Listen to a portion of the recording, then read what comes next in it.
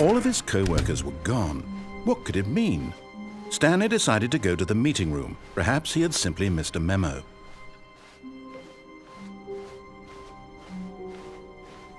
When Stanley came to a set of 2 open doors, this was not the correct way to the meeting room, and Stanley knew it perfectly well. Perhaps he wanted to stop by the employee lounge first, just to admire it. Wow, yes, this room. But eager to get back to business, Stanley took the first open door on his left. Stanley was so bad at following directions, it's incredible he wasn't fired years ago. Look, Stanley, I think perhaps we've gotten off on the wrong foot here. I'm not your enemy, really, I'm not. I realize that investing your trust in someone else can be difficult, but the fact is that the story has been about nothing but you all this time. There's someone you've been neglecting, Stanley.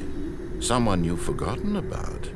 Please, stop trying to make every decision by yourself. Now, I'm not asking for me, I'm asking for... This is it, Stanley. Your chance to redeem yourself, to put your work aside, to let her back into your life. She's been waiting. That's her, Stanley. You need to be the one to do this, to reach out to her. If you can truly place your faith in another, then pick up the phone. As Stanley picked up the phone, a white light engulfed him, filling him not just with radiance, but with hope. Hope for a life reunited Wait. Oh, goodness. Stanley, did you just unplug the phone? No, that wasn't supposed to be a choice. How did you do that? You actually chose incorrectly? I didn't even know that was possible. Let me double-check. No, it's definitely here, clear as day. Stanley picks up the phone. He's taken to his apartment where he finds his wife, and the two pledge themselves to one another. Music comes in, fade to white, roll credits. Not picking up the phone is actually somehow an incorrect course of action. How is that even possible? None of these decisions were supposed to mean anything. I don't understand. How on earth are you making meaningful choices? What did you... Wait a second. Did I just see... No, that's not possible. I can't believe it. How had I not noticed it sooner? You're not Stanley. You're a real person. I can't believe I was so mistaken. This is why you've been able to make correct and incorrect choices. And to think I've been letting you run around in this game for so long. If you'd made any more wrong choices, you might have negated it entirely. It's as though you completely ignored even the most basic safety protocol for real-world decision-making. Or did you not grasp the severity of the situation? Well, I won't have that kind of risk on my watch. I'm going to stop the game for a moment so we can educate you properly on safe decision-making in the real world. Please observe this helpful instructional video.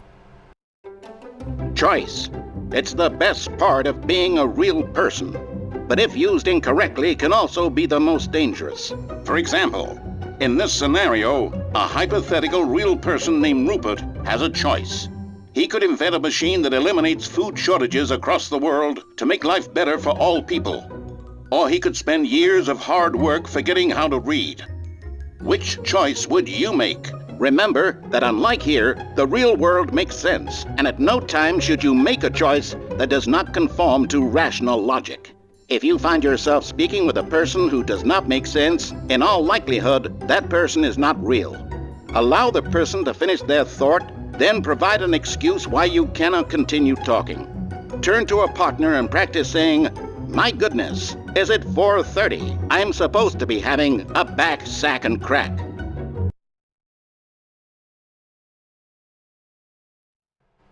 Excellent. Making choices on a regular basis is the best part to a healthy decision-making process. Most medical professionals recommend making at least 8 choices per day. Do you make more than 8? Less?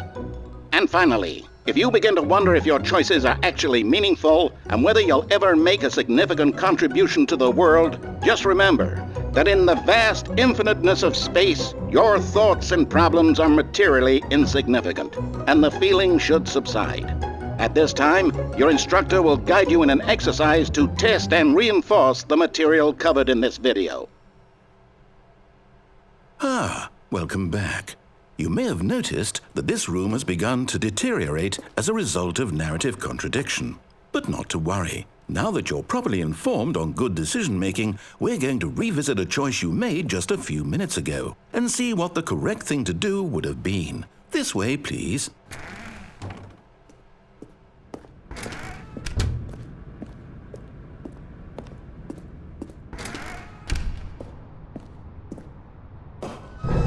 Now that we know your choices are meaningful, we can't have you jumping off the platform and dying.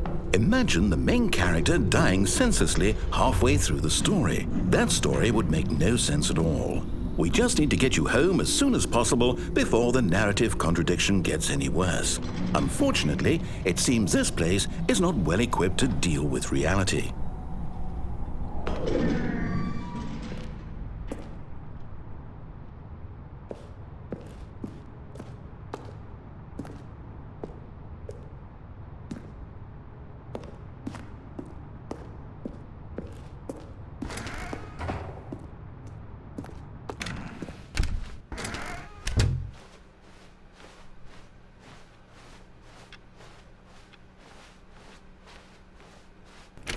Almost there. You'll take the door on the left, back to the correct ending, the story will have resolution once again, and you'll be home free in the real world.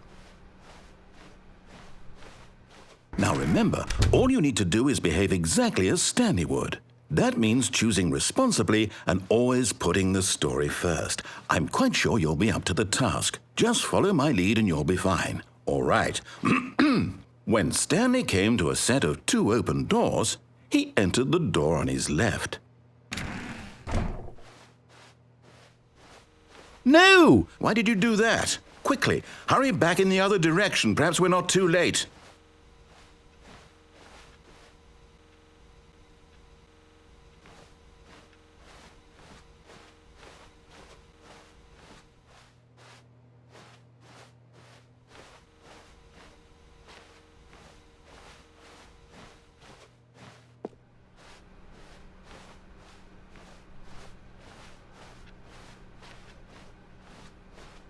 Oh, it's ruined. I can't believe, after everything we talked about, that my story, you've destroyed my work. Why? For what?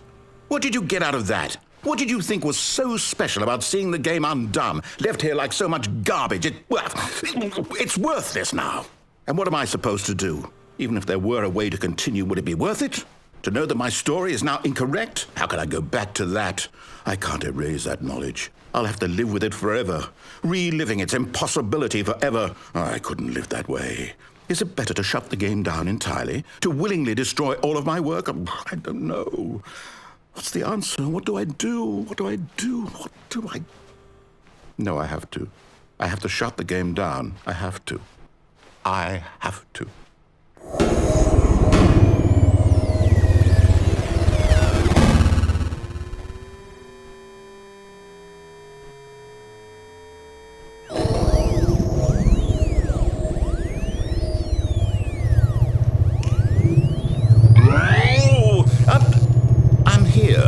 I'm still here in this pile of rubbish, with you who thought you were so clever.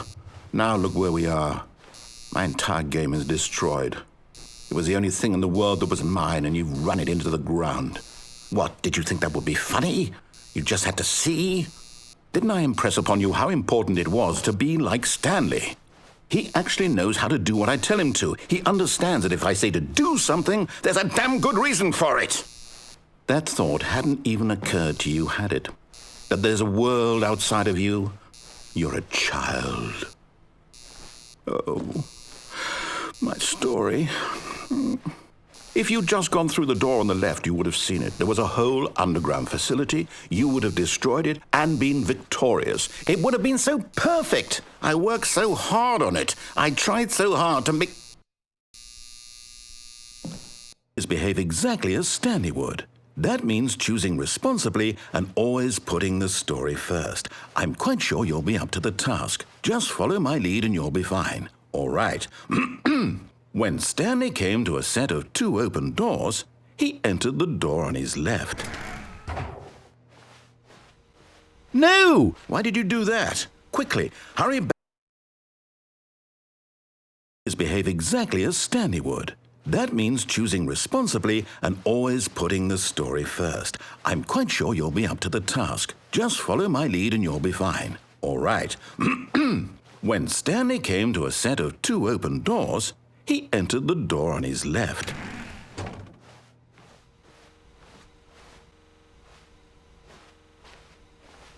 No! Why did you do that? Quickly, hurry back. Behave exactly as Stanley would. That means choosing responsibly and always putting the story first. I'm quite sure you'll be up to the task. Just follow my lead and you'll be fine. All right. When Stanley came to a set of 2 open doors, he entered the door on his left.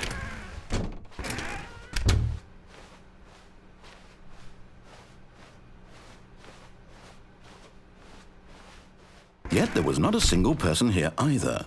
Feeling a wave of disbelief, Stanley decided to go up to his boss's office, hoping he might find an answer there. Coming to a staircase, Stanley walked upstairs to his boss's office.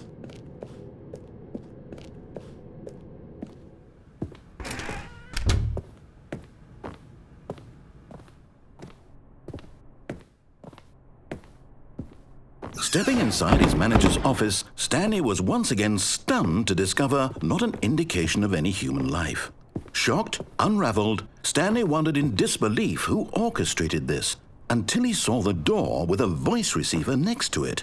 Surely behind this door lay all the answers to his questions. And beyond all probability, he knew the passcode. He had seen it on his boss's computer just last week. Night Shark 115. Was this the code to open the door? Would it still work? There was only one way to find out. Stanley had been trained never to speak up, but now he would draw from within himself the courage to face the unknown.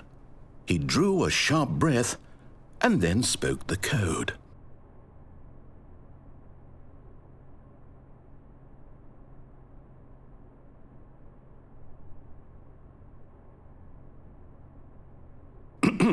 Stanley spoke the code. Night Shark 115. He spoke it into the receiver, right there on the wall.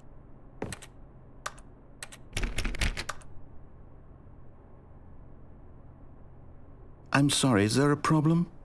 You didn't mishear me, did you? Please speak the code into the receiver. Otherwise we can't get on with the story. This is a crucial step.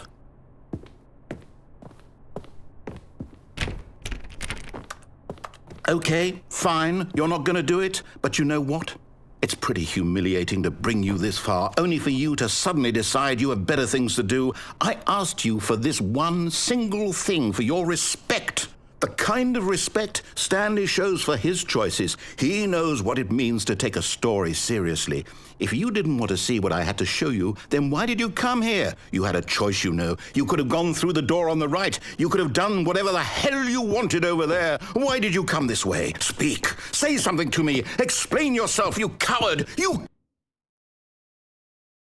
When Stanley came to a set of 2 open doors, he entered the door on his left. Stanley? Hello? Are you... Is everything okay? Stanley, please. I need you to make a choice. I need you to walk through the door. Are you listening to me? Can you hear me? Is everything all right? Stanley, this is important. The story needs you. It needs you to make a decision. It cannot exist without you. Do you understand me? Whatever choice you make is just fine. They're both correct. You cannot be wrong here. We can work together. I'll accept whatever you do. I simply need you to take that step forward, please. Choose. Do something. Anything.